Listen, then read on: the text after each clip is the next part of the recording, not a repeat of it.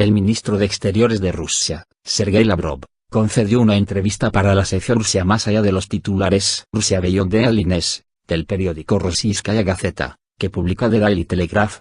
Pregunta, ministro Lavrov, se ha especulado, sobre todo en los medios de comunicación occidentales, acerca de que las tropas rusas pueden ser desplegadas en Ucrania incluso, que ya han cruzado la frontera y que se encuentran en el territorio de Ucrania. En su opinión, ¿es posible una acción de este tipo? Lavrov, desafortunadamente, los grandes medios de comunicación siguen difundiendo rumores, información engañosa e incluso mentiras descaradas. Hace poco Ucrania declaró que su artillería destruyó un convoy de vehículos blindados que, supuestamente, había cruzado a Ucrania desde Rusia, mientras que dos periódicos británicos llegaron incluso a informar de que sus empleados han sido testigos de una incursión. Sin embargo, no hay evidencia de la fiabilidad de estos datos, hasta el punto de que el Departamento de Estado de Estados Unidos no ha podido confirmar la información de tales incidentes. Consideramos que todas estas historias son parte de una guerra informativa. Pregunta, pero la verdadera guerra ya está en marcha. ¿Qué puede hacer Rusia para resolver esta crisis?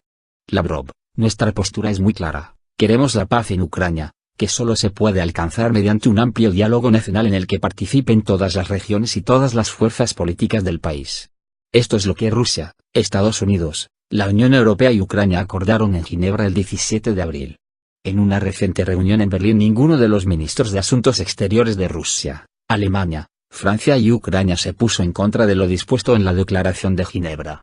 Kiev debe dejar los juegos de guerra y renunciar a la ilusión de que la profunda crisis en Ucrania puede ser superada ganando una guerra contra su propio pueblo. A nuestro pesar, Estados Unidos y la Unión Europea siguen apoyando ciegamente cualquier acción de Kiev. Me gustaría recordar otro documento que Kiev y Occidente están tratando de enterrar. Hablamos del acuerdo del 21 de febrero sobre la resolución de la crisis que fue firmado por Yanukovych, Yatsenyuk, Vladimir Klitschko, Tiagnivok y del que los ministros de Relaciones Exteriores de Francia, Alemania y Polonia fueron testigos. Ahora dicen que el acuerdo carece de sentido, ya que ha sido sustituido por los acontecimientos posteriores luego de que Yanukovych abandonara el país. Sin embargo, quiero recordar a mis colegas que en el acuerdo de 21 de febrero se estipuló la obligación de dar prioridad a la formación de un gobierno de unidad nacional. ¿Este objetivo acaso depende de Viktor Yanukovych? ¿No es acaso la unidad nacional un principio universal para cualquier país que desee permanecer en unidad? En lugar de honrar este compromiso, los líderes de la oposición organizaron posteriormente un golpe de Estado armado y anunciaron públicamente la creación del gobierno de los ganadores. Por desgracia, la lógica del ganador se lleva todo está siendo el principal principio rector de la acción de Kiev, lo que ha derivado en la muerte de miles de civiles, la aparición de cientos de miles de refugiados y personas desplazadas, así como la destrucción casi total de la infraestructura social en muchas ciudades y pueblos del este de Ucrania. Pregunta, se ha hablado mucho del comienzo de una nueva guerra fría entre Rusia y Occidente, luego de que Estados Unidos y los países miembros de la Unión Europea introdujeran sanciones económicas contra Rusia. Si estos países llegasen a llevar a cabo sanciones más severas, ¿qué medidas de represalia podría tomar Rusia? Lavrov, al tratar de resolver las crisis a través de sanciones unilaterales que van más allá de las resoluciones del Consejo de Seguridad de la ONU, se amenaza la paz y la estabilidad internacionales. Estos intentos son contraproducentes y contrarios a las normas y principios del derecho internacional. Hablar con Rusia, al igual que con cualquier otro país, por cierto, en el lenguaje de ultimátum y con medidas coercitivas es absolutamente inaceptable. Nuestra respuesta a las acciones unilaterales de Estados Unidos, la Unión Europea y otros países es equilibrada y tiene en cuenta los derechos y obligaciones de Rusia bajo los acuerdos internacionales, incluidos los de la Organización Mundial del Comercio. Pregunta, sin embargo, siguen amenazando con sanciones y siguen adoptándolas. ¿Se plantea Rusia responder con nuevas sanciones? Lavrov, esta no es nuestra elección, pero no debe haber ninguna duda de que vamos a hacer lo que sea necesario para proteger nuestros intereses legítimos, incluidos los intereses de la seguridad nacional en todas sus dimensiones. Esa fue la base de nuestra decisión para restringir, por un año, las importaciones de productos agrícolas y alimentos de varios países que han adoptado sanciones económicas contra Rusia. Pero Rusia no quiere seguir el camino de la escalada de tensión. Esperamos que Estados Unidos, la Unión Europea y los otros países atiendan a la voz de la razón y pongan fin a este círculo vicioso sin sentido que ellos mismos pusieron en marcha.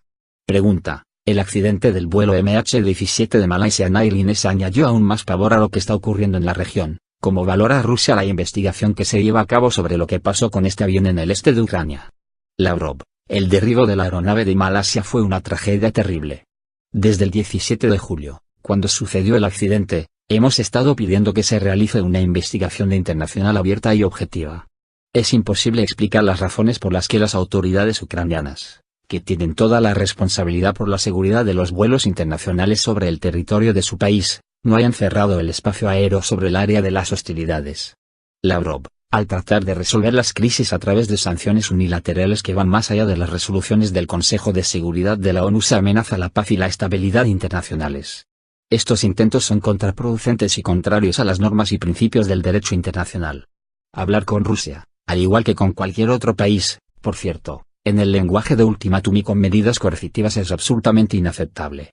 Nuestra respuesta a las acciones unilaterales de Estados Unidos, la Unión Europea y otros países es equilibrada y tiene en cuenta los derechos y obligaciones de Rusia bajo los acuerdos internacionales, incluidos los de la Organización Mundial del Comercio. Pregunta, sin embargo, ¿siguen amenazando con sanciones y siguen adoptándolas? ¿Se plantea Rusia responder con nuevas sanciones? Lavrov, esta no es nuestra elección, pero no debe haber ninguna duda de que vamos a hacer lo que sea necesario para proteger nuestros intereses legítimos, incluidos los intereses de la seguridad nacional en todas sus dimensiones. Esa fue la base de nuestra decisión para restringir, por un año, las importaciones de productos agrícolas y alimentos de varios países que han adoptado sanciones económicas contra Rusia. Pero Rusia no quiere seguir el camino de la escalada de tensión. Esperamos que Estados Unidos, la Unión Europea y los otros países atiendan a la voz de la razón y pongan fin a este círculo vicioso sin sentido que ellos mismos pusieron en marcha. Pregunta. El accidente del vuelo MH17 de Malaysia Airlines añadió aún más pavor a lo que está ocurriendo en la región. ¿Cómo valora Rusia la investigación que se lleva a cabo sobre lo que pasó con este avión en el este de Ucrania? Lavrov, el derribo de la aeronave de Malasia fue una tragedia terrible. Desde el 17 de julio, cuando sucedió el accidente, hemos estado pidiendo que se realice una investigación internacional abierta y objetiva. Es imposible explicar las razones por las que las autoridades ucranianas, que tienen toda la responsabilidad por la seguridad de los vuelos internacionales sobre el territorio de su país, no hayan cerrado el espacio aéreo sobre el área de las hostilidades.